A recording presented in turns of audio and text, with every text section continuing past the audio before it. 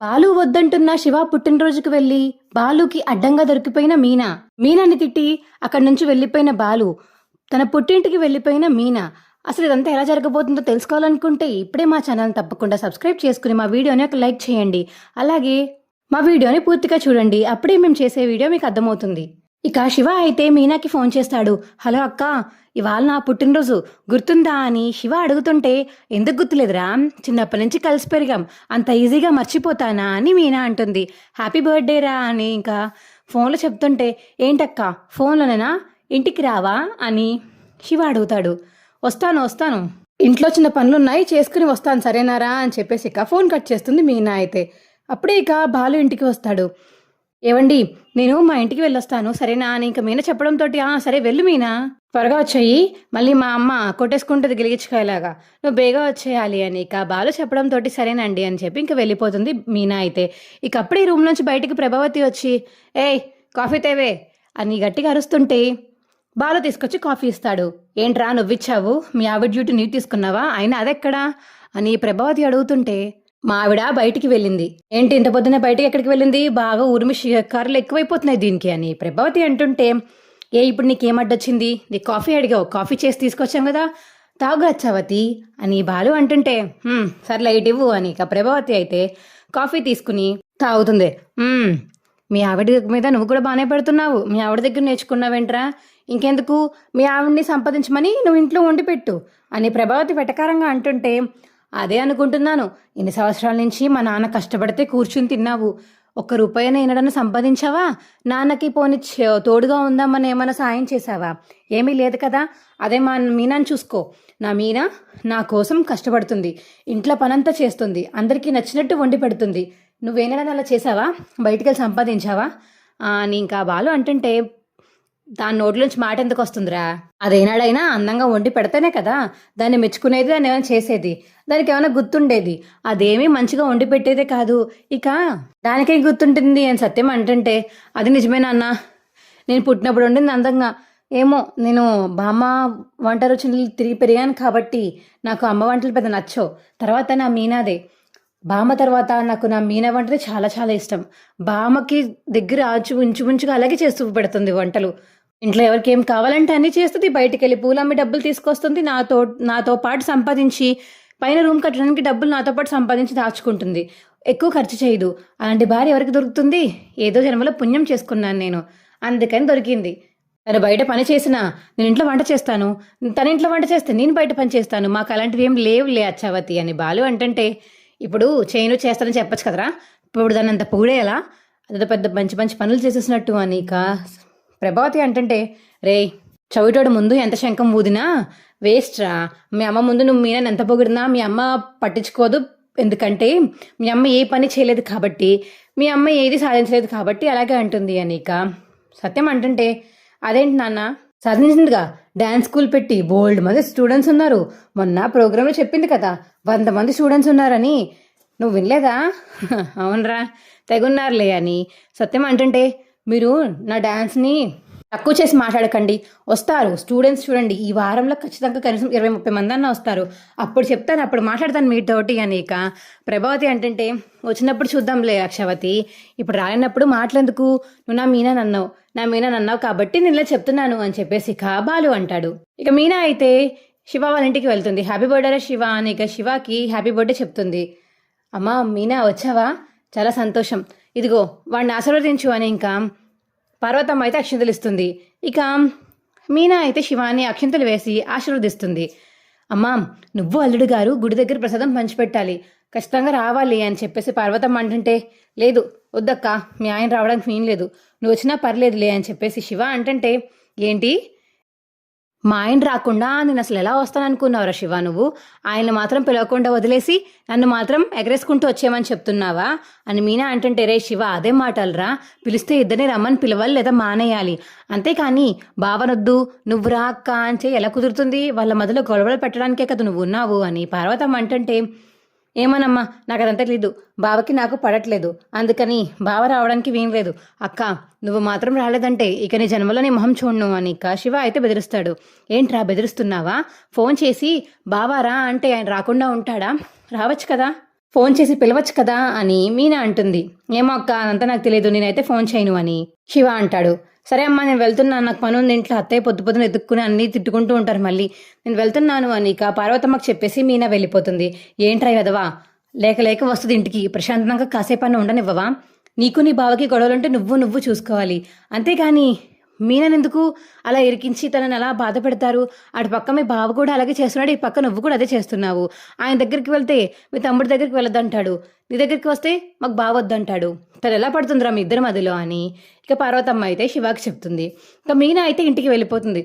వచ్చిందండి, ఎక్కడికి వెళ్ళిపోయావు పొద్దు పొద్దున్నే, ఇంట్లో పనులు ఎవరు చేస్తారనుకున్నావు అని ప్రభావతి అంటుంటే, ఏంటత్తయ్యా మీకు ఒక పూట బయటికి వెళ్తే కనీసం ఇంట్లో పని చేసుకోలేరా, నేను ఒకదాన్నే కోడలునా, మీకు ఇద్దరు కోడలు ఉన్నారు కదా, వాళ్ళని చేయమని అడగచ్చు కదా, ఎప్పుడు నేనే కనిపిస్తాను మీ కంటికి అని ఇక మీనా గట్టిగా రేజ్ అయ్యే టైంకి, ఇదేంటిది ఇంతలా రేజ్ అయిపోతుంది, ఏమైంది దీనికి అని చెప్పేసి ఇక మనసులో అనుకుంటుంది ప్రభావతి. ఇప్పుడు నేనేమన్నానని అంతలా రెచ్చిపోతున్నావు నువ్వు అని ప్రభావతి అంటుంటే, రెచ్చిపోవడమా, మీరు బయటికి వెళ్ళి వచ్చినప్పుడు నేనేమని అడుగుతానా, ఎక్కడికి వెళ్ళారు, ఎందుకు వెళ్ళారు, ఇంట్లో పని చేయలేదా అని, నేనైనా పొద్దున్న ఇంట్లో అంతా పని చేసి టిఫిన్స్ అందరికి ఇవ్వండి, బాక్స్లో పెట్టి టేబుల్ పెట్టి బయటికి వెళ్ళాను, అది తీసుకుని ప్లేట్లు వేసుకుని తినడానికి కూడా మీకు బాధే అంటే నేనేం చేయలేను, కాఫీ కూడా కాసాను, పొయ్యి మీదే పెట్టాను, మీరు కావాలంటే జస్ట్ అలా స్టవ్ ఆన్ చేసి వేడి చేసుకుని జస్ట్ కప్పులు వేసుకుని తాగడానికి కూడా మీరు నాకు అంత బద్ధకం అయితే ఇంకా మనం ఏం చేయలేను అత్తయ్యా అని ఇక మీనా అంటుంటే, వారేవా ఏం చెప్పావమ్మా మీనా అని అప్పుడే సత్యం వస్తాడు. ఇలాంటి దానికి అలాగే సమాధానం చెప్పాలమ్మా, లేకపోతే ఇలాంటి వాళ్ళు మారరు అని సత్యం అంటాడు. సరే మావయ్య ఈయనున్నారా అని మీనా అడుగుతుంటే, ఉన్నాడు, పైన గదిలో ఉన్నాడు మీనా. సరే మావయ్య ఆయనతో మాట్లాడే పని ఉంది, నేను పైకి వెళ్తాను అని ఇక మీనా పైకైతే వెళ్తుంది.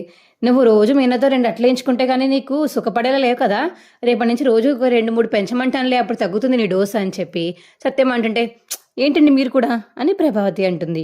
అప్పుడే ఇక మీనా పైకి వెళ్ళి, ఏవండి మీనా వచ్చేసావా, ఎక్కడికి వెళ్ళావు, మా అమ్మ వాళ్ళ ఇంటికి వెళ్ళానండి, ఇవాళ శివ పుట్టినరోజు.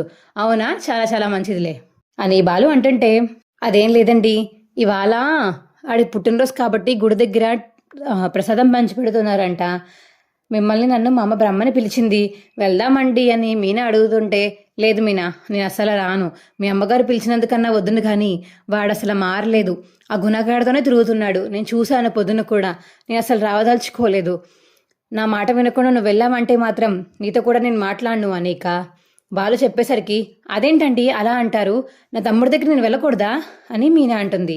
నీ తమ్ముడి దగ్గరికి నువ్వు వెళ్ళొచ్చు మీనా, కానీ మీ తమ్ముడు నన్ను అవమానిస్తున్నాడు, నన్ను చిన్నచూపు చూస్తున్నాడు, అలాంటి వాడి దగ్గరికి నేను రాకుండా నువ్వు వెళ్ళావంటే నువ్వు కూడా నన్ను చిన్నచూపు చూసినట్టే కదా అర్థం, వాళ్ళ ముందు నువ్వు నా పరువు తీసినట్టే కదా అర్థం అని చెప్పి బాలు అంటాడు ఇక మీనాతోటి.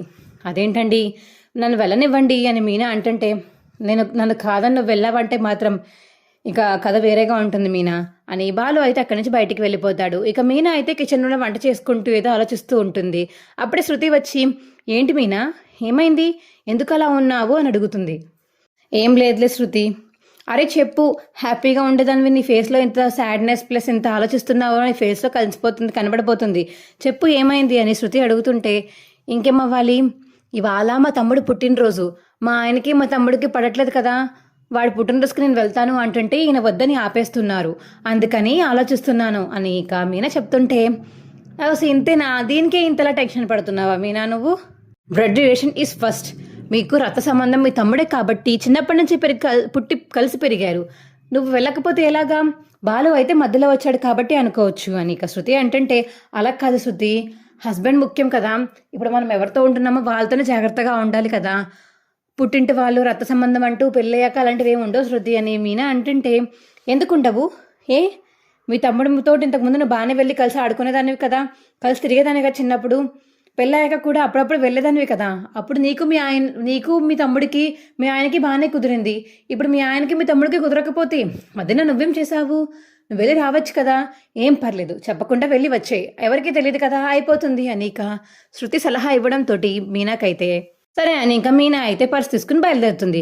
ఇక గుడి దగ్గరికి మీనాను చూసిన శివ అయితే, అక్క వచ్చావా, బావ రాలేదు కదా, నువ్వు నాకు తెలుసు అక్క నువ్వు వస్తావని అని ఇక శివ అంటుంటే, బ్లాక్మెయిల్ చేసావు కదరా, బ్లాక్మెయిల్ చేయకపోతే రానని చెప్పేసి బ్లాక్మెయిల్ చేసి మరీ రప్పించుకున్నావు కదా, ఇంకేం చేస్తాను అని మీనా అంటుంది. అలా అంటక్క, సొంత తమ్ముడు పుట్టినరోజుకు కూడా పంపలేని బావ, నీలాంటి మొగుడు అసలు ఎక్కడ దొరకకూడదు, ఎక్కడ ఉండకూడదు అని శివ అంటుంటే, రే అదంతా చేసుకుంది నువ్వేరా, ఆ గుణగాడితో తిరగదు అంటే తిరుగుతున్నావు, మీ బావ ఆ గుణాకర్త నేను చూశాడంట, అందుకే నన్ను కూడా వెళ్ళొద్దంటున్నాడు. ఆయనని అవమానించే చోటికి ఆయన రానని చెప్పారు, కానీ నేను నీకోసం ఆలోచించి ఇక్కడికి వచ్చాను. ఇక్కడికి వచ్చినట్టు ఆయనకు కానీ తెలిసిందంటే నా ముఖం కూడా చూడరు ఆయన. నేను ఇంకా పుట్టింట్లో ఉండవలసిందే అని మీనా అంటుంటే అంత సీన్ ఏం లేదక్క బావకి. అయినా ఎందుకు బాధపడుతున్నావు, పుట్టింట్లో ఉండు, నేను చూసుకుంటానక్క నిన్ను అని శివ అంటుంటే చాలే చాలా ఎదిగిపోయావు, కానీ నోరు మూసుకుని నీ పని చేసుకో అని మీనా అంటుంది. ఇక గుళ్ళో వచ్చిన వాళ్ళందరికీ స్వీట్స్ అయితే పంచి పెడుతూ ఉంటారు మీనా వాళ్ళు.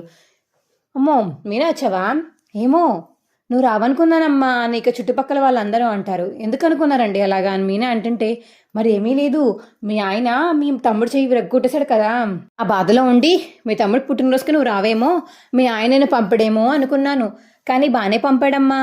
మీ ఆయన పెద్ద పౌరుషం లేదమ్మా మీ ఆయనకని ఇక చుట్టుపక్కల వాళ్ళందరూ అంటుంటే, ఆపుతారా ఏంటా మాటలు, సొంత తమ్ముడు కాబట్టి పంపారు, బయట వాళ్ళు ఎవరైనా కొడితే వెళ్తుందా, తను వెళ్ళదు కదా, చిన్నప్పటి నుంచి కలిసి పెరిగారు కాబట్టి ఆ మాత్రం వస్తుంది అని ఇక పార్వతమ్మ అంటుంది. అదే నిజమేలే, సొంత బామ్మర్ది కదా, పర్లేదు రావచ్చులే, కానీ మీ బావ రాలేదా అని ఇంకా చుట్టుపక్కల వాళ్ళందరూ అడుగుతుంటే, రాలేదు, ఆయనకి కారు ట్రిప్స్ ఉన్నాయంట, రానన్నారు, నన్ను దింపేసి వెళ్ళిపోయారు అని ఇక మీనా చెప్తుంటే, అవునా, ఇంకా నేను మీ తమ్ముడి మీద కోపం తీరలేదేమో అందుకే రాలేదేమో అనుకుంటున్నాను మీనా అని చుట్టుపక్కల వాళ్ళు అంటారు. ఇంకా ఆపుతారా, ఇంకా ఆపండి అని మీనా అంటుంది. ప్రసాదం తీసుకుని మీరు వెళ్ళండి, మా పర్సనల్ గురించి మీకెందుకు అని ఇక మీనా అడగడంతో ఇక అందరూ ప్రసాదం తీసుకుంటూ ఉంటారు. బాలు ఇంటికి వస్తాడు. ఇక ఇట్లో మీనా అని పిలుస్తుంటే ప్రభావతి వచ్చి, మళ్ళీ లేదురా మీ ఆవిడ పర్స్ పట్టుకుని స్కూటీ తలం తీసుకుని ఎక్కడికి వెళ్ళిపోయింది, కొనిచ్చావు అది స్కూటీ బాగా తిరుగుతుందిలే అని ప్రభావతి అంటుంటే, ఎక్కడికి వెళ్ళిందమ్మా, పూల్లో చేయడానికి వెళ్ళిందా అని బాలు అడుగుతుంటే, ఏమోరా చేతిలో నాకేం పువ్వులు కనబడలేదు, కారు తాళం హెల్మెట్ పెట్టుకుని వెళ్ళిపోయింది అంతే, నాకు తెలియదు మరి ఎక్కడికి వెళ్ళిందో అని ఇక ప్రభావతి చెప్పడంతో, అంటే ఖచ్చితంగా శివగారి దగ్గరికి వెళ్ళుంటుంది, నేను వెళ్ళొద్దని చెప్పినా సరే నా మాట వినకుండా అక్కడికి వెళ్ళింది, చెప్తానుండి దీని సంగతి అని ఇక కారు వేసుకుని బాలు అయితే గుడి దగ్గరికి వెళ్తాడు. ఇక మీనా ప్రసాదాలు పంచిపెడుతూ ఉండగా బాలు అయితే వచ్చి చూస్తాడు. ఏంటిది మీనా, నేను వెళ్ళొద్దని చెప్పినా నా మాట లెక్క చేయకుండా నువ్వు వెళ్ళావంటే నా మాట నీకు లెక్కలేదనే కదా అర్థం, ఇక నీకు నాకు సంబంధం లేదు, నువ్వు అసలు నా ఉండడానికి వీనలేదు, వెళ్ళిపో అని చెప్పేసి ఇంకా అక్కడి నుంచి వెళ్ళిపోతాడు బాలు అయితే. ఏమంటే నేను చెప్పేది వినండి అని మీనా అంటుంటే ఇక మీనా మాటలు పట్టించుకోకుండా అక్కడి నుంచి వెళ్ళిపోతాడు బాలు. ఏంటమ్మా ఇది ఇలా జరిగింది, ఆయనకు చెప్పొచ్చానని చెప్పావు, ఏమైంది ఇదంతా అని ఇక పార్వతమ్మ అంటుంటే, ఆయన చెప్పొస్తే ఆయన ఎలా పంపుతారమ్మా, ఆయనకి శివాకి పడలేదు, ఆయనకు అసలే కోపం ఎక్కువ, అది కాక నన్ను వెళ్ళొద్దని చెప్పారు, అయినా సరే నేను వచ్చానంటే ఆయనకి చాలా కోపంగా ఉంటుందమ్మా, ఇప్పుడు నన్ను ఏమంటారు ఏంటో, నాతో మాట్లాడితే చాలు అని ఇక మీనా అంటుంది పార్వతమ్మతోటి. అని ఆయన ఇంటికి రావద్దన్నారు, ఇప్పుడు ఏం చేయాలో నాకు అర్థం కావట్లేదమ్మా అని మీనా బాధపడుతుంటే, ఏం పర్లేదు అక్క, నువ్వు మన ఇంట్లో ఉండు, ఆయనకు అవసరమైతే ఆయనే వస్తాడు, అక్క నీకు వాళ్ళ అవసరం లేదక్క, వాళ్ళకే నీ అవసరం ఉంది, అవసరమైతే వాళ్ళే వస్తారు, నువ్వు పొద్దున్న నుంచి సాయంత్రం దాకా అందరికీ వంట పెట్టి అన్నీ పెట్టి చేస్తుంటే వాళ్ళకి తెలియడం లేదు, నువ్వు ఒక 2 రోజులు ఇక్కడే ఉంటే బావతో పాటు మీ ఇంట్లో వాళ్ళకు కూడా అందరికీ జ్ఞానోదయం కలుగుతుంది, అప్పుడు వాళ్ళే రామ్మ మీనా అని తీసుకెళ్తారు, అప్పటిదాకా ఆగక్క అని ఇక శివ చెప్తుంటే, ఏమోరా ఇదంతా నీ వల్లే వచ్చింది, ఆ గుణ దగ్గర పని మానేరా అంటే నువ్వు మాట వినడం లేదు, ఇప్పుడు చూసావా ఎంత దాకా వచ్చిందో, మీ బావ నా మీద కోప్పడి వెళ్ళిపోయేదాకా వచ్చింది, ఇప్పుడు ఏం చేయలే ఏంటో అని ఇక మీనా అయితే బాధపడుతూ ఉంటుంది. మా వీడియో మీకు ఎలా అనిపించిందో కింద కామెంట్ సెక్షన్లో తెలియచేయండి. మా వీడియో కనుక నచ్చితే మా వీడియోని లైక్ చేసి తప్పకుండా మా ఛానల్ సబ్స్క్రైబ్ చేసుకోండి, పక్కనే ఉన్న గంట సింబల్ మీద క్లిక్ చేయండి, అప్పుడే మేము చేసే వీడియోలు మీకు రోజు వస్తాయి. Bye friends. అలాగే ఈ వీడియో పూర్తిగా చూసినందుకు చాలా చాలా ధన్యవాదాలు.